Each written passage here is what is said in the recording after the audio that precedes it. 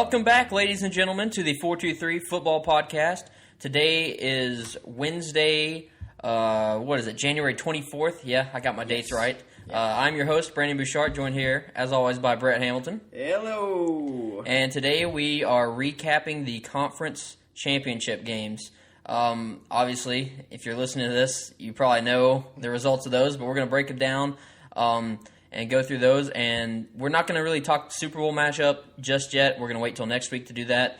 But we're going to get into a lot of good stuff today. Conference championship recap. Like I said, we'll do a little quick question. What else we got in here? And then we'll do, actually, I know we said we're going to wait till the end of the season to start getting really, or diving into the to next year in fantasy football, really. But we're going to dip our toes in today. We're going to talk a little bit of keepers at the end of this episode. So we're slowly moving back into the fantasy football discussion as we progress through the season and into the off season. So, quick question of the day, really quick, because it's a quick question. What are your thoughts on off-season trading in fantasy football? Now, there's a lot of different leagues and settings out there, so, just tell me what you're thinking. I think as long as it's, it's covered, like all the rules and everything are covered up front, everyone knows that this is going on, everyone agrees that it can go on, that can just be a part of your league, and I have no problem with that. But if there's some people in the league that don't keep up with fantasy football and you think that it's just going to open up the floodgate for a lot of fantasy scandals. Fantasy scandals. We don't want any of that. Then stray away from it. But it just comes down to a question that you know your league. If you're a commissioner out there, you know how it would be well received. If you got a lot of people that are super into fantasy football and that they would love doing that, that's fine. Especially, I think if it's a dynasty league, they can do that, like all of them. Oh yeah. Most part of that. Yeah, that's the main thing. But a lot of people. This would, are you talking about like this would affect like keepers and? That it's because obviously trading in redraft leagues, that's not even a thing. So it's mainly for dynasty leagues. That's just a thing that should be allowed, obviously. Because I think it is. You're basically a franchise. You can do stuff in the off season. Yeah. But keeper leagues it's a little more. I don't know, you have to really set the rules straight because there's a lot of, say I trade, for instance, you finished this year in our league with Todd Gurley and David Johnson. Yeah. We can only keep one player. So unfortunately. Unfortunately. So far, maybe rules will change. We'll have we'll bring the fantasy football caucus together. I'll be lobbying for 2 keepers. But anyway, say that as an example, you having Gurley and David Johnson, obviously, say you decide to keep Gurley, David Johnson would normally be thrown back into the just draft. Yeah. And but if there's off-season trading, then you'd be allowed to, say, trade David Johnson away for a draft picks or But I think that's fine. I think that's more than okay if a player wants to do that. Obviously, that's why it's you have to really, really define the rules because that's what I started with was just you have to lay out the rules first. Yeah, and I'm not going to sit here and try to think it out right now, especially in our league. But for instance, our keepers replace our first round picks, so the person getting David Johnson couldn't really give away a first round pick because they wouldn't be able to keep David Johnson then, which would be pretty much pointless. But if I was trading away David Johnson, I would be trading for a first or second round pick. I wouldn't be giving up a pick. Yeah, I know, but if they gave up their first round pick, they wouldn't have a spot to actually keep David Johnson. Oh, I see what you're saying. Unless we just shift it. Unless we were to just shift it to a different round, like the next available round. But like I said, and every league's there. Not everyone does keepers like we do. With the whole. Oh, there are hundreds and hundreds of ways to keep players, and not everyone does. If you keep one, it's your first round pick. Some people you keep it, and then everyone gets a first round pick. Yeah, I like how we do it, but I know that there's 1.5 million ways. Yeah, and I'm always up. I'm always up for changes and options. And you should be as a commissioner. Yeah, be flexible with how things are done. If the majority of your league really wants to change or something like that, that's why I usually try to get a vote on things. Like if more than half the league wants to vote on or agrees on something, then we usually change it. But we're gonna vote on something this year. What did we vote on? Oh no, that was just a ESPN versus NFL.com. Oh yeah. That was the quickest vote of all time. It was like 2 people raised their hand. We won't say which one we chose, but NFL. But yeah, that was our main vote this year. But I know we've had the topic of like different keeper scenarios and how we pick drafts and things like that in the past. But like I said, I mean, if I like how we do it, and and if other people have different opinions, then everyone in the league should feel welcome to bring those up. Yeah, and like anyone out there, any listeners listening right now, if you have any ideas or ways that your league does it, or maybe a new way that no one's tried yet, or something like that, tweet us at the 423 Football and let us know.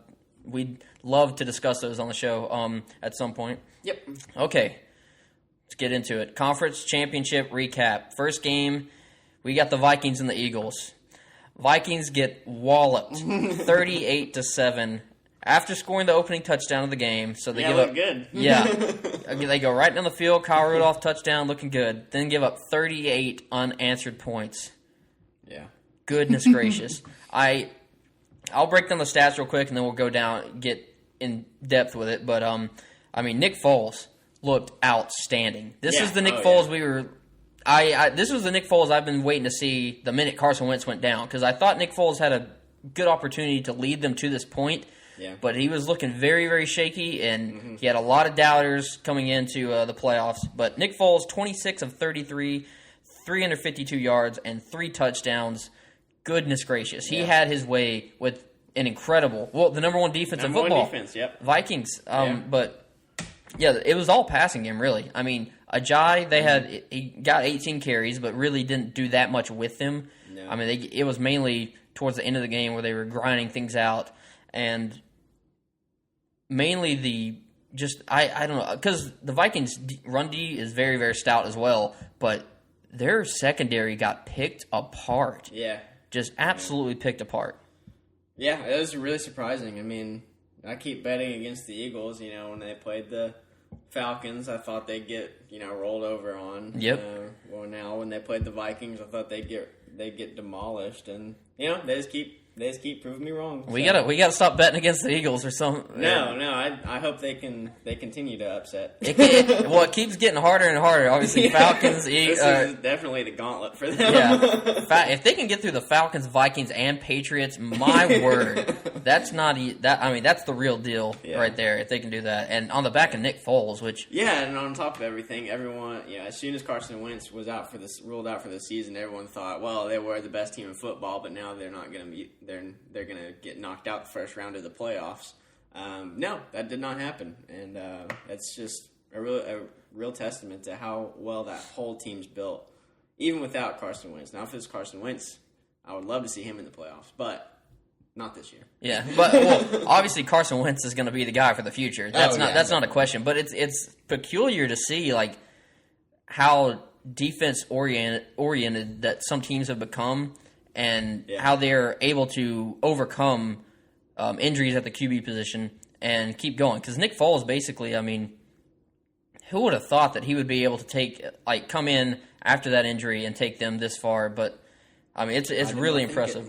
But on the Vikings side of the ball, Case Keenum turned it back into Case Keenum. 2 interceptions in this game. Really, the Vikings couldn't get anything going. Basically, 0 production, other than a heavy dose of dump-offs to Jerick McKinnon, which I think he had 11 catches in that game. Yeah. I think it was the most of anybody, but really, other than that, there was nothing they could do. Not very creative offensive scheme, I thought, the whole game. When you're down by that much, you'd think you start kind of mixing it up a little bit, but they never really, they just couldn't get anything going. I mean, they've never, or really all year, they haven't been a very creative team. It's just been just standard. Their defense has just been so good. Yeah, they haven't really needed to do that. And obviously, this is not a team that's built to come from behind. No. And we obviously just saw that in this game. Now, the Eagles, Eagles defense, we saw them. I think we forget what they were doing at the beginning of the season, because once like Nick Foles took over, the Eagles defense really. I mean, there were like 3 games in a row where they gave up like 30+ points, and they didn't really look that great going into the playoffs.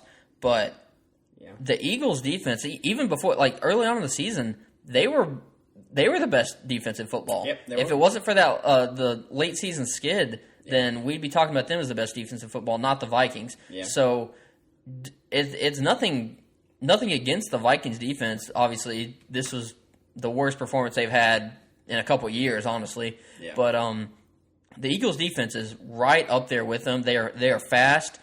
Similar to the Jags, I think they're fast, they're smart, they got big bodies, and they can really hang with especially mediocre offenses like the Vikings. I do want to say one more thing about this game. I guess we'll talk about it more next week when we talk about the Super Bowl recap or preview. But I just want to say the O-line for the Eagles, I think that's going to be the key. Moving forward, especially because Nick Foles had all day to throw in that game. Yeah, he did. All right, now the more exciting game, the one that was. Wait! I wanted to put in a fun stat about the Eagles. This is from I saw on ESPN from their stats and information. It was referencing their past 2 Super Bowl appearances in 2004 and 1980. That's quite a bit. They take their time. They take their time getting back. Yeah, but 2004 to 2017, that's not too bad. It was talking about the similarities between the 3. All 3 started off 10-1. All 3 finished in the top 10 in total offense and defense, which is fair because they're a playoff team. Mm-hmm. But the real kickers. All 3 lost their final game of the regular season, and all 3 beat the Vikings in the playoffs. Wow.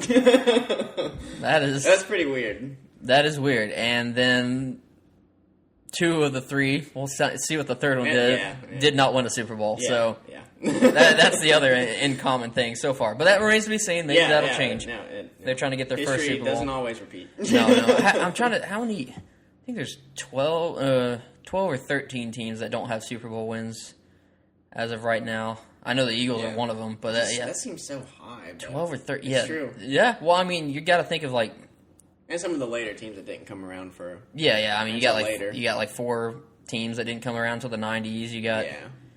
I mean, just teams that have been bad, like the Browns forever. Browns and poor Browns. Lions and anyway. Yeah, that's true. Okay. Now the very, very high-profile game, I should say. High-profile game. Yes. Jaguars and Patriots. Patriots sneak into yet another Super Bowl, defeating the Jags 24-20. I'm going to go through the stats real quick, and then we'll get into a more deeper discussion because I feel like there's a lot to talk about in this one. But the stats, I mean, honestly, on both sides of the ball, it was, especially in the passing game, almost identical games. Yeah. Very, very close. Blake Bortles, Tom Brady. Blake Bortles completed 23 of 36 passing. Brady 26 of 38. Bortles 293 yards. Brady 290. Bortles with 1 touchdown. Brady with 2. Bortles had 8.1 yards per attempt. Brady had 7.6. So nearly identical performances. And if you watch the game, it was just everything Bortles and Brady did. It was like on offense, it was like methodical how closely they resembled each other. Now, obviously, Blake Bortles isn't Tom Brady. I'm not saying that. I'm just saying in this game how Bortles played, it was just easy throws, which Tom Brady's known for that, and dump offs, and just you're not trying to force anything. Which that's basically the Patriots' game plan. You're not going to make any turnovers, or you're not going to turn the ball over much. Everything's very systematic and safe, and that's exactly what the Jaguars did on offense, which was really, I mean, that's what they needed to do. Now, granted, you could, at one point in the game, you could say it was a little too safe. We'll talk about that here in a minute, but yeah, I mean, basically identical games for Bortles and Brady. Now, 10 different Jaguars caught a pass. That's impressive. That is very impressive. Very few teams do that. I think, especially obviously the Jaguars losing this one, but they I think they're going to learn a lot off of this game and see how they performed, because honestly they could have won this game easily, but like how their offense ran is just ideal for how an NFL offense should run. You're not trying to force Blake Bortles into any crazy situations. You're running the ball with Leonard Fournette a ton. You're spreading the ball around, switching up schemes. It was just perfect play calling for the Jags. Now on the Patriots side of the ball, that's really the only like differences between the offenses were the running backs, or the running games, I should say. Patriots only 46 rushing yards in this game. Fournette alone had with 15 different running backs. Yeah, basically. Fournette alone had 76 yards and a touchdown. But yeah, it wasn't. They used the running backs quite a bit. A lot of dump offs, like they usually do. They didn't have the 30 combined touches like I said they were. I think they had like 25, so pretty close. Yeah. I mean, like I said, it was a heavy dose, a lot of stuff over the middle. Now the Patriots wide receivers, Danny Amendola had a fantastic game. If you listen to last week, we told you he was a great DFS play. Mm-hmm. Definitely wanted him in your lineup. 7 catches, 84 yards, and 2 touchdowns. Yep.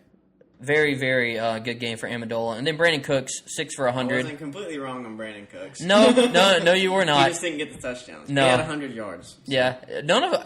I'm pretty sure every single one of his catches were like a comeback or a dig route. Yeah. That I didn't see much. I mean, they were all like good 15 yards down the field. Yeah. But I didn't. There weren't many long balls to Brandon Cooks in that game. No.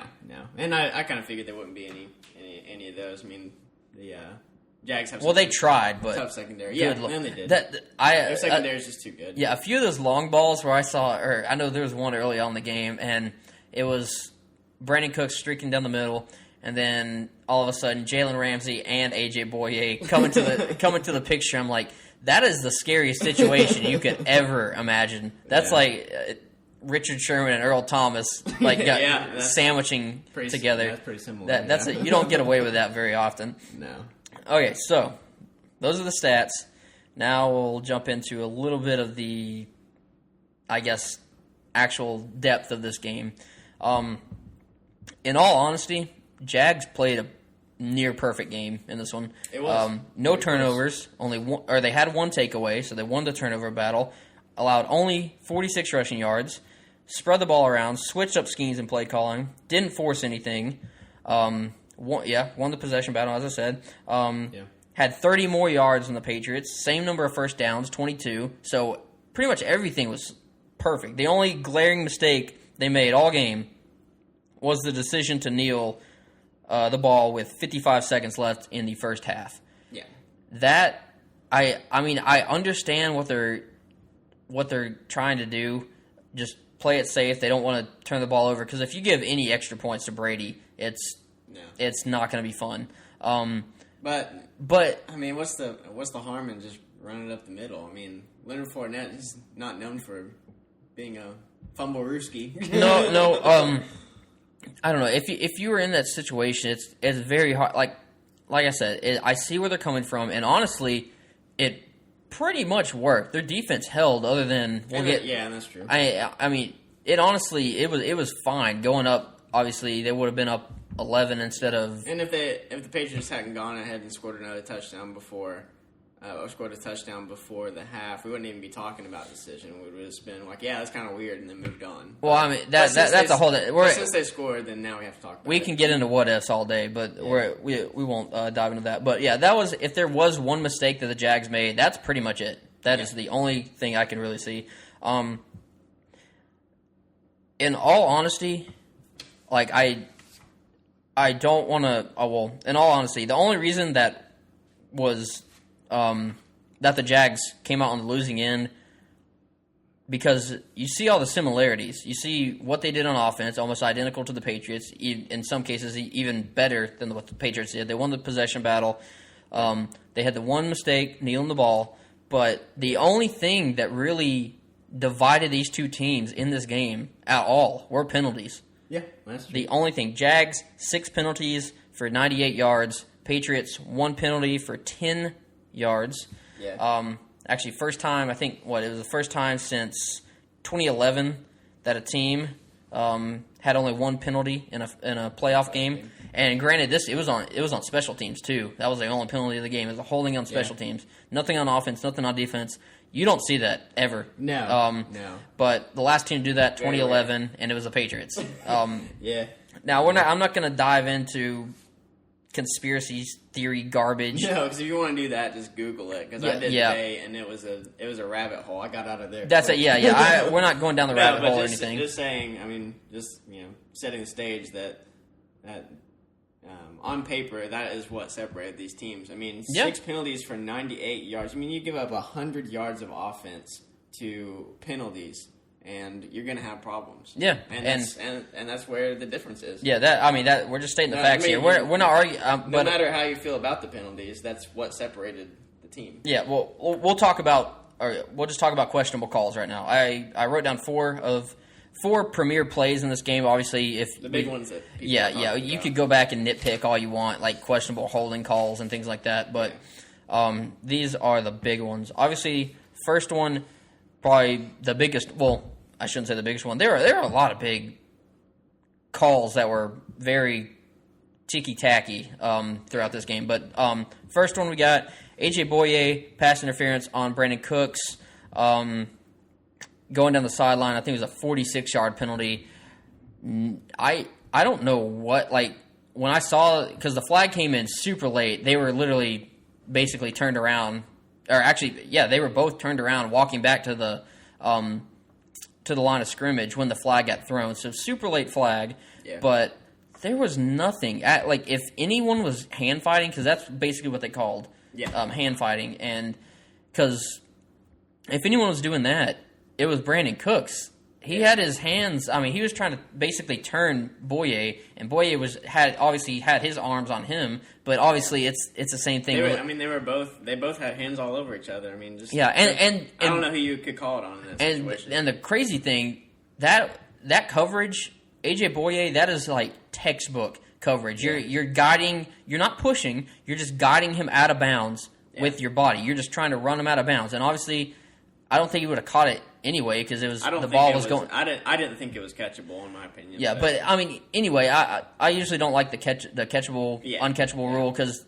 players do some freak things, and I mean, even Brandon Cooks being 2 feet tall, he can still make a fantastic play. But Boye's coverage was absolutely perfect. That was textbook. Yeah. People coaches will look back on that and be like, "This is how you cover receivers on deep balls." Yeah. It was absolutely textbook, and they get called for the flag, 46 yards.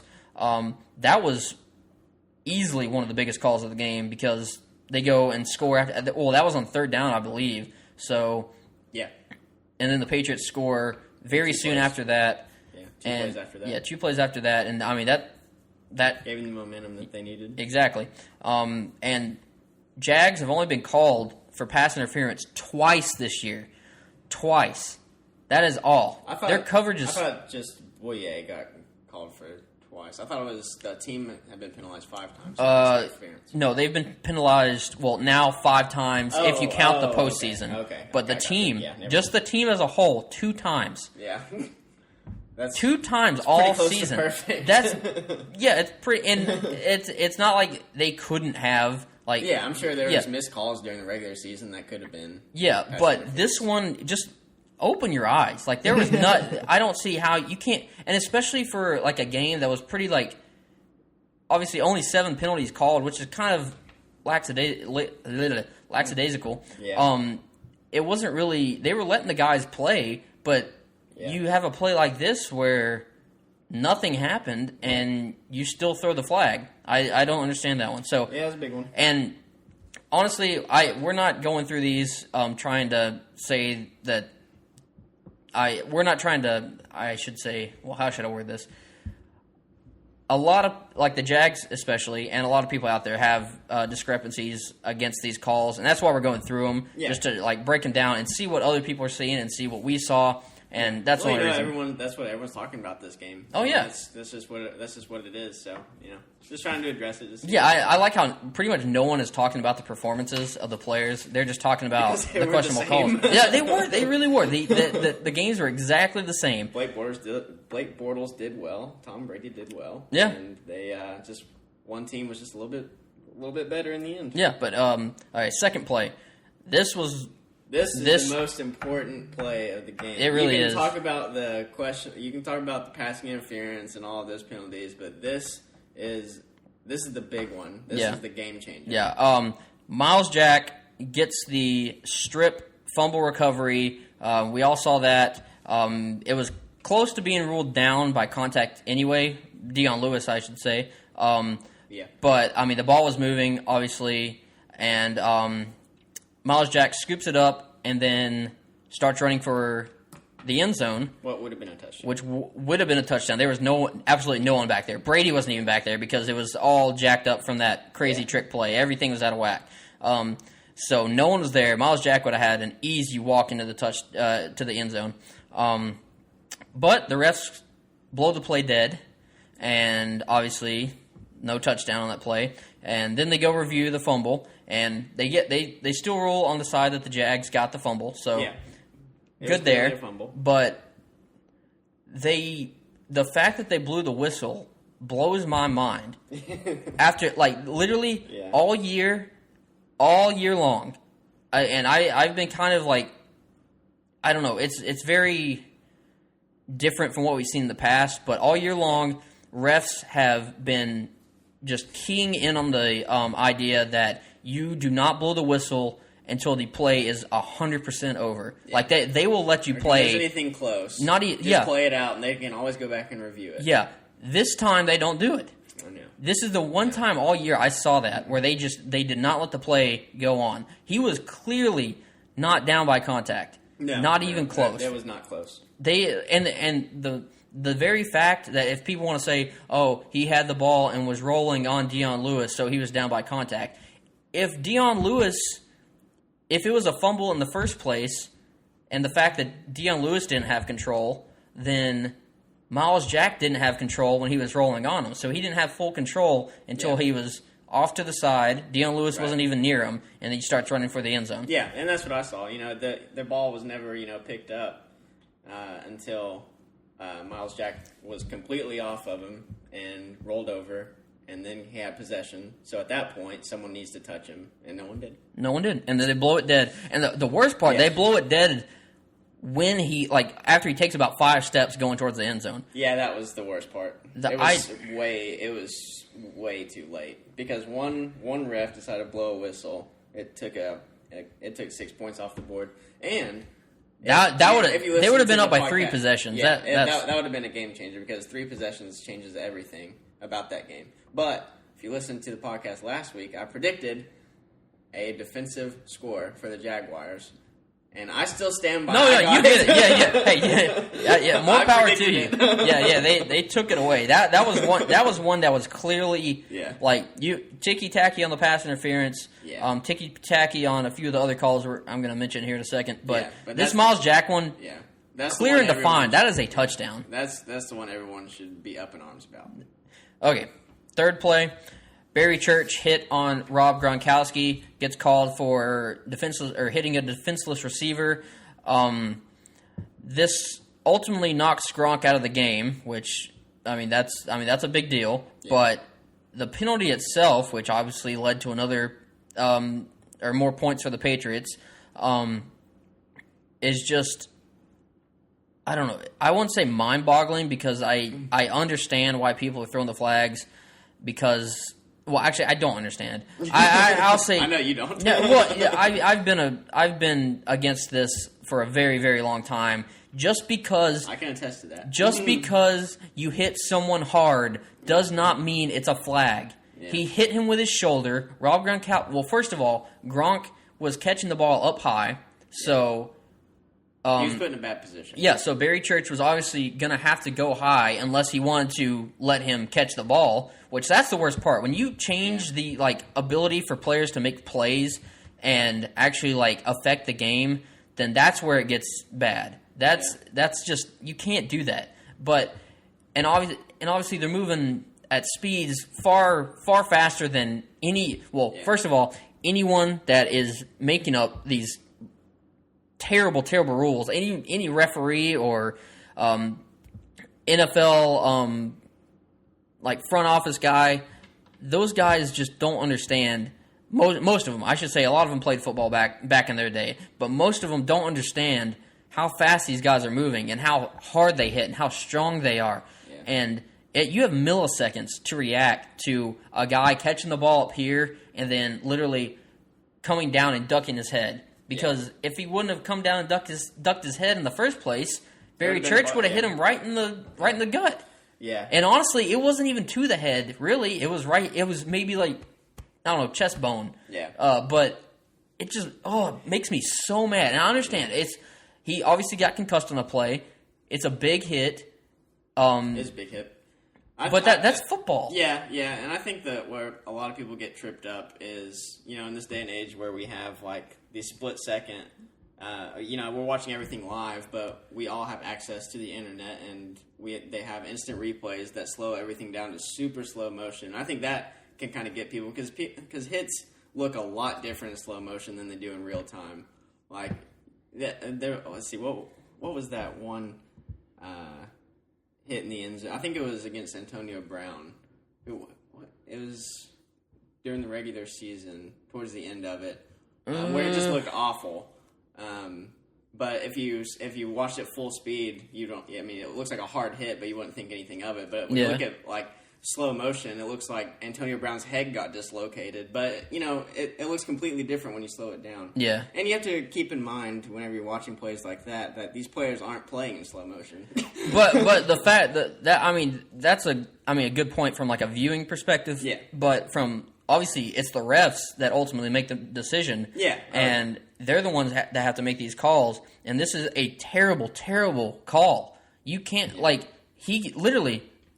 If you don't hit, Gronk's a 6'5" monster. Yeah, he's out there. He's a beast. I mean, no one on the defensive side of the ball is even close to his size, other than like Calais Campbell. But he's not dropping back in coverage and laying out Gronk. But there's only one way to stop a guy like that, and you hit him hard. And they did it a few times, and this time they called the flag. Like literally, there is no difference between this hit and the earlier one that was on Gronk where he caught the ball. It was the same thing, except Gronk didn't catch the ball, which, I mean, you tell me, do you think that when a player drops the ball instead of catches it, they look at that and rule it differently, or they might think of throwing the flag a little more when they don't catch the ball? Yeah. I don't know if that's, I don't think that's necessarily an intentional thing.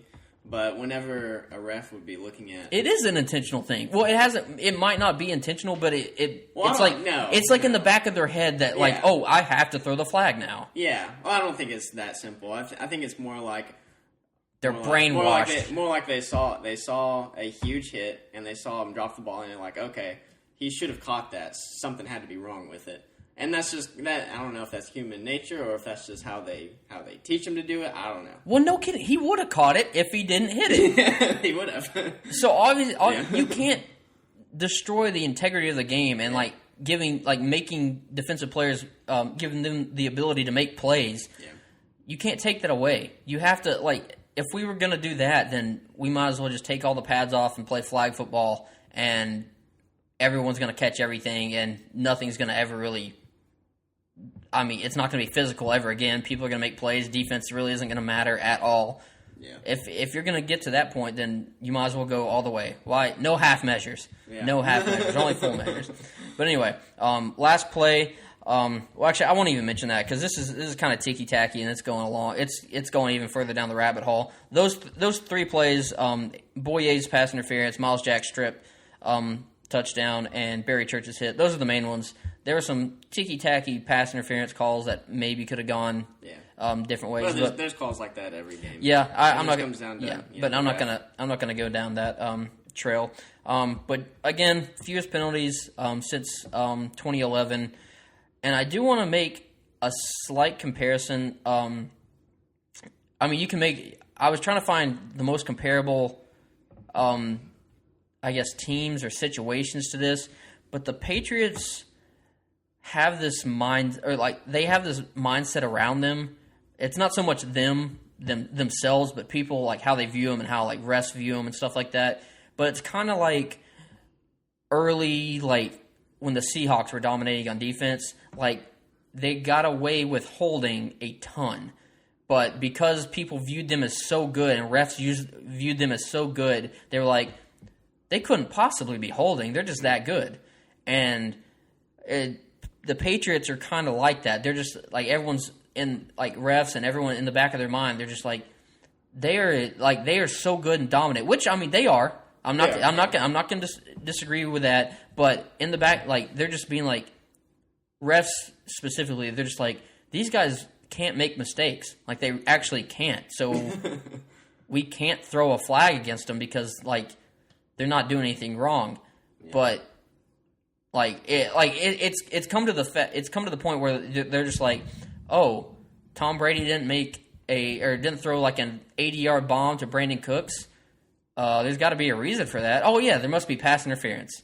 There has to be something that goes along with it. It's kind of like LeBron in basketball. Like, he travels. How he walks all the time. Yeah, he travels on probably at least 70% of his. He made up what is it called? Like the 3-hop layup or something like that. 3-hop layup. You gotta coin that. Yeah. But yeah, it's kind of like that. Like, LeBron walks most of the time on his layups and taking it to the basket, but no one's gonna call it because he's LeBron. He's the greatest playing the game right now. It's just like in the back of their mind, he can't do anything wrong, so we're not going to call him for it. It's the same thing with the Patriots. I think there's a mindset there where they're like at this point where they're beyond. It's like beyond being good. It's like another level where, like, you actually can't be bad because you're having, I won't say outside help, but you're having outside influences that basically, I don't know, aid in the, I don't know, it's hard to word it because it's a very, like, in-depth, like, concept of how refs view different players and how it's a bias, really. And I'm not saying it's just with the Patriots. Obviously, like I said, a few years back, it was the same with the Seahawks and their defenders because they were getting away with holding left and right. Yeah. But they were just like, oh, these guys are so good that they can't do anything wrong. Yeah. So it's gotten to that point in some situations. I really, really don't like the refs in football right now. No. Obviously, this year was a struggle. No, we got rid of one. Obviously, Jeff Triplett, which I thought was the worst ref in the past 20 years. Granted, I've only been on this earth for 23 years, but yeah, I'll go ahead and say that. But I don't know, we bring. I mean, we talk about calls all the time. Okay, I'm not gonna ramble, but I'll just say we bring up penalties and we talk about them all the time because it just seems like every year something crazier and crazier happens. Yeah. Like Gene Steratore taking out the index card this year. Like they just always like one up something, just like give us even more to talk about. Yeah. But anyway, so that's all for the conference championship recap. So we're gonna have Patriots and the Eagles in the Super Bowl rematch of Super Bowl 39. We'll cover that on our preview show. Yeah, preview show next week. Obviously, it's going to be in Minnesota. Obviously, heartbreaking for the Minnesota fans, but yeah, I saw ticket prices dropped after the Vikings. Did they really? Lost. Yeah. Oh wow! Yeah. What they dropped from $7,000 to $5,000? Yeah. When I looked at them, I was like, did they really drop? But no, it was like a few $100s. That's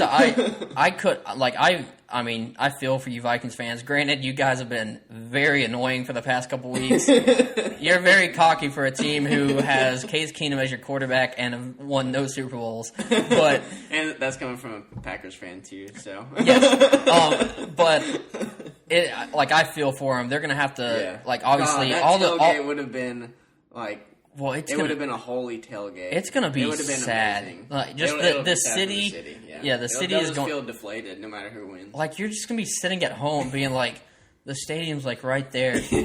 We're supposed to be playing in there right now. Yeah. But we're not. That is really depressing. Oh my gosh. And they oh my god. I don't know if that's ever going to get another shot. Yeah, and they were when the Buccaneers go to the Super Bowl in 2020. There you go. But no, someone was tweeting pictures of like they were sending like posting like at Minnesota Vikings like their Twitter account and posting pictures of their stadium like and being the end zone being painted Eagles. That's rough. That's too much. That's too much. That's rough. Too soon. Way too soon. Oh man. But anyway, we'll talk about that game, the Super Bowl, obviously next week. Yep. But before we close it out, we're going to do we're going to talk a little bit about keepers, and I guess keepers, dynasty, whatever you want to call it. We'll do like a little, say if we were drafting today, this is the top 10 dynasty keepers that we're going to have. Peyton's knocking at the door. You want to go grab that? Yeah. That old guy Peyton. But no, top 10 keepers for 2018. We'll just go through these and basically treat it like a draft, I guess. How you doing, Peyton? Hey, what's up? Okay, so top 10 keepers, 2018. Do we have a coin we can flip to see who goes first? So we're just doing 10. Yeah, 10 keepers, and it's basically like if we were drafting right now for a dynasty league, and obviously dynasty leagues. Each of us is picking 5. Yeah, essentially back and forth. Gotcha. But obviously, in a dynasty league, you're probably looking more towards the younger guys, and you're not really looking towards QBs or anything like that. But we'll just see how it goes. We got the top 10. Rock, paper, scissors. See who goes first? Sure. Just once. All right. Rock, paper, scissors, shoot. Rock, paper, scissors, shoot. Yeah. Oh, man. All right, first pick. Hit me with the 2 rocks. Yeah, the 2 rocks gets them every time. All right, I'm taking Todd Gurley right off the bat. Oh, man. Todd Gurley. I love what Sean McVay is putting together. Jared Goff's really come alive. Todd Gurley, I don't see him slowing down at all. And the best part about Todd Gurley, he has no one behind him sneaking up. Yeah. That's the best part. That is those workhorse running backs are so key, especially with the wide receiver position being so disappointing this year. I really leaned on those workhorse running backs. For my first pick, I will go with. Oh man, this is tough. These next 3 are really, really tough. Wow. Probably. Peyton says Alvin Kamara. Hey, I've heard a lot of people make the case. I've heard it, but I mean, it's too rich for my blood right now. Yeah, Peyton wasn't happy about that one. I'm gonna go. I want to say Le'Veon Bell, but the uncertainty, man. The uncertainty is killing me right now. This is so early that you never. Okay, well, just assuming that nothing happens and he gets a contract with the Steelers, I'll just say Le'Veon. Le'Veon, yeah, I got no problem with that. Originally, I had him ranked number 4 on my dynasty rankings just because of the uncertainty. And I really, really stray away from that early on because I've been bit in the butt many a times. Yeah. But, no problem taking Le'Veon there. Let's see. Gurley, Le'Veon. I'm taking David Johnson next. Oh, man. Don't take my boy. Your boy. I took both your boys. I took your two. I know. But you took my real keepers. Yeah. I will say, these next, I assume I know who you're taking next. I don't know. We'll see. But Le'Veon, he has his own uncertainty with his contract situation. David Johnson, a little bit of uncertainty with him. Obviously, they don't even know who their quarterback's really going to be next year. They don't know. They don't even have a coach yet. David Johnson didn't play hardly at all this year, dealing with a wrist injury. That's not that big of a deal for a running back, a wrist injury. It was enough to put him out for a while, but yeah, I think he's going to be fine. Like from a health perspective, it's just whether or not that offense is actually good enough to get him going. Because we've seen bad offenses. Obviously, Todd Gurley got shut down last year because he was on a bad offense, and I hope we don't see that again. But I think the Cardinals get a good head coach. I think they have a good opportunity to get a quarterback in the draft or free agency. So I think David Johnson's going to be fine. Yeah, and that offense runs through him. We all know that. Yeah. Let's not forget about him just because he only played a quarter this year. All right, who you got at number 4? Antonio Brown. Oh, not who I was thinking. Never mind. Go ahead and snag him. Not who I was thinking. Who? Okay, all right. See now I'm. Yeah, I gotta go Zeke here. Zeke. Is that who you thought I was going to pick? Yeah, I thought we were gonna go 4 running backs right off the board because Zeke. I mean, he's still the focal point of that offense, 100%. Dak really can't do it without him. Dak's really not that great of a quarterback. Yeah. In all honesty, Zeke really makes that team, and I should say that offensive line makes that team, and Zeke benefits very much from that offensive line. And we don't even know what wide receivers they're going to have. Dez might not be there if he doesn't take a pay cut. Right. Jason Witten's very close to retiring. Yeah. I really like the safety of Zeke. I should say I don't really think, obviously, if he gets in another situation where he's suspended, then obviously that's a different discussion. Hopefully we don't go down that road. But Zeke, I think, is very, very safe if he plays all 16 games. Yeah. I'll go Leonard Fournette. Man, you are shaking things up. Yeah. I just think, going along with the whole... First rookie, really? You're going, or second year player, I should say now. No longer rookie. Yeah. Again, he's one of those backs that he doesn't have anyone behind him. TJ Yeldon, you can say whatever. Hey. Yeah, and Chris Ivory. Yeah, whatever. But I just think it's really important to have. And honestly, it was. Well, I don't know. It's just really hard for me to pick right now. I mean, obviously it's difficult choosing guys this early. Yeah, I like the consistency of the running back position. When you're talking about the only reason I wouldn't take Fournette right there or that high, I mean, I still have him in my top 10, but that high is. Well, what pick was that? That was 6. Yeah, I mean, I think that's high. But his ankle and foot injury issues could be a problem. We already saw it being a problem a little bit in his rookie year. He's not going to get any younger. Obviously, I mean, he's a young guy right now, but it's just I don't like uncertainty that much, and Fournette could lead to a little bit of uncertainty. All right, I like the risk.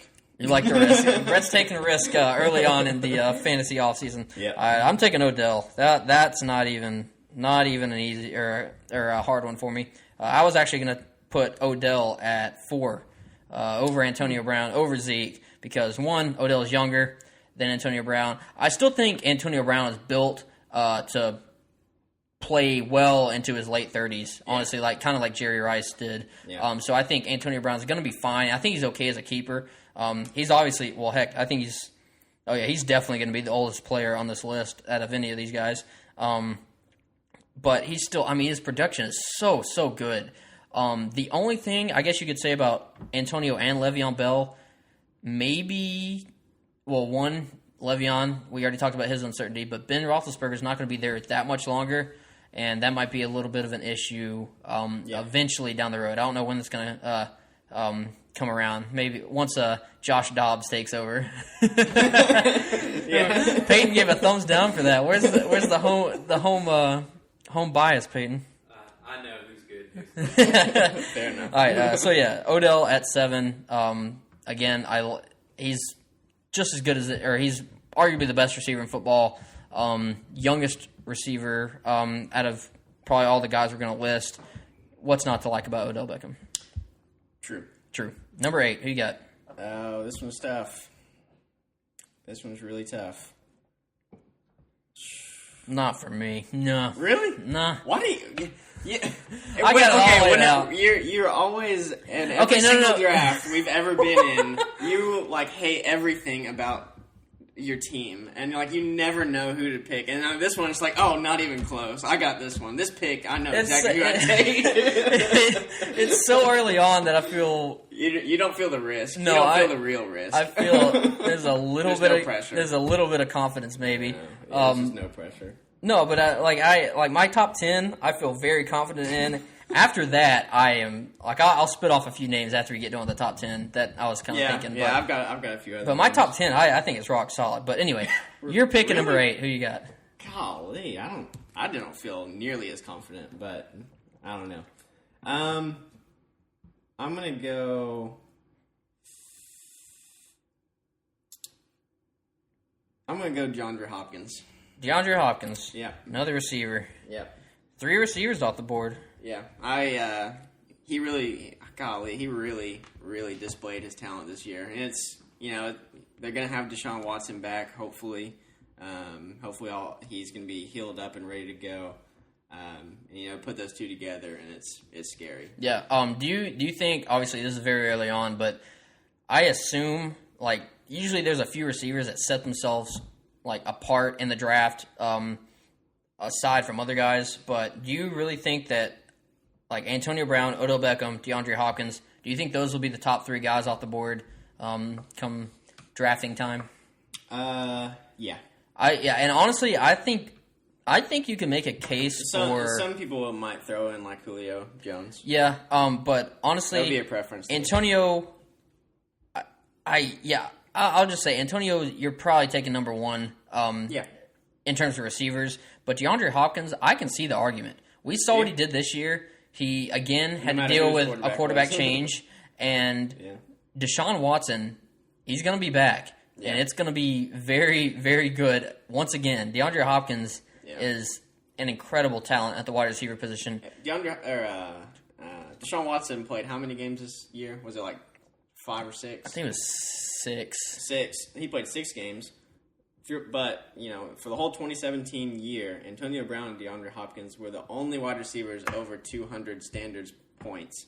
Hopkins led the league in touchdowns. Yeah, Antonio with... Deshaun Watson, heck, he's still, the number 5 or something quarterback.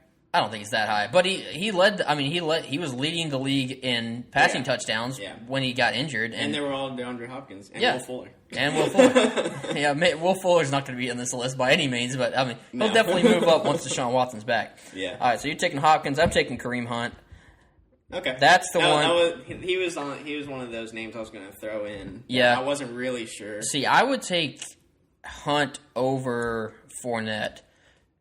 And I would actually take Alvin Kamara over Kareem Hunt. See, I'd take Hunt and Kamara over Fournette. Actually, I had Hunt. Actually, I think I had them all back to back in my initial dynasty rankings. I had Hunt, Kamara, and then Fournette. Which again, you can make the case for all of them. I understand it. Yeah. But I guess it's just a preference thing. The only reason, again, I don't like risk, and I think Hunt's a little safer.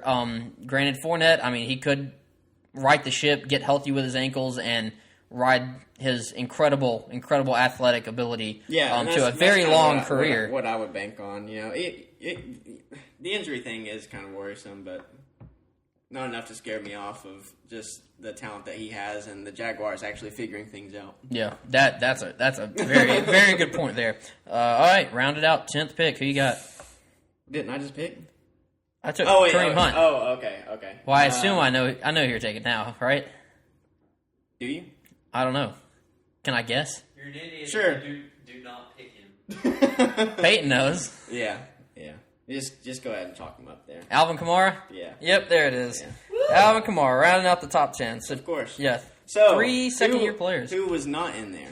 Melvin Gordon was not in there. Nope. Julio Jones was not in there. Yep, he was a first-rounder last year. Where do you think... AJ was a first-rounder last year. Nah, he's not top 10. Not this year, but I'm saying the guys that dropped off from last year. No, I was thinking about someone else. Oh. But AJ Green, he dropped out of the top 10. Yeah, Mike Evans. He was top 10 last year. He was 9 or 10. But there's lot of good names left off this list, and again, this could probably no QBs. Obviously they're not going to be in the top 30. Well, that's what I was gonna say. This is a top 10 keepers list. I really thought you were going to use one of those spots for Aaron Rodgers. If I was going to keep if there's one QB I'd keep right now, actually, that'd be tough.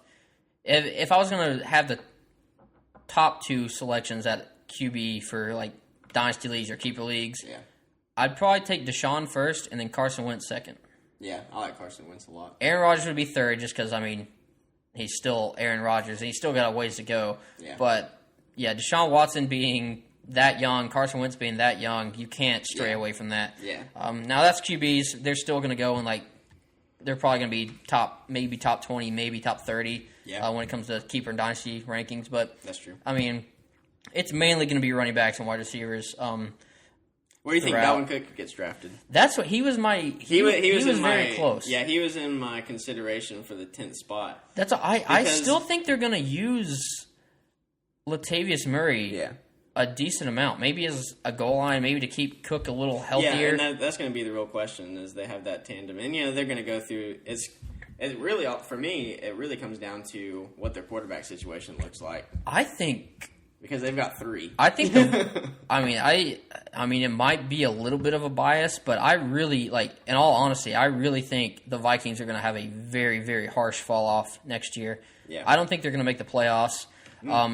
If the Packers are back and Aaron Rodgers is staying healthy, that's one thing hindering them. Yeah. Pat Shermer's gone. They're going to lose their offensive coordinator. That's right. They don't know who their quarterback's going to be. Dalvin Cook is going to be back. They're probably going to lose Jerick McKinnon. There's a lot of things changing in Minnesota, and it might not be for the better. Yeah. It might be a lot of shifting parts. That's but true. Dalvin would be a riskier one just because it would be his second year and he was injured a majority of his rookie season. Yeah, but I mean, you already mentioned Dalvin Cook, Julio, AJ, Mike Evans, Melvin Gordon, Michael Thomas, Keenan Allen. Who do you like more out of those two? Michael Thomas, Keenan Allen. Whew, that's tough. They were pretty neck and neck as far as production in 2017. Yeah. Both have quarterbacks that are kind of on the older side. Yeah, I know.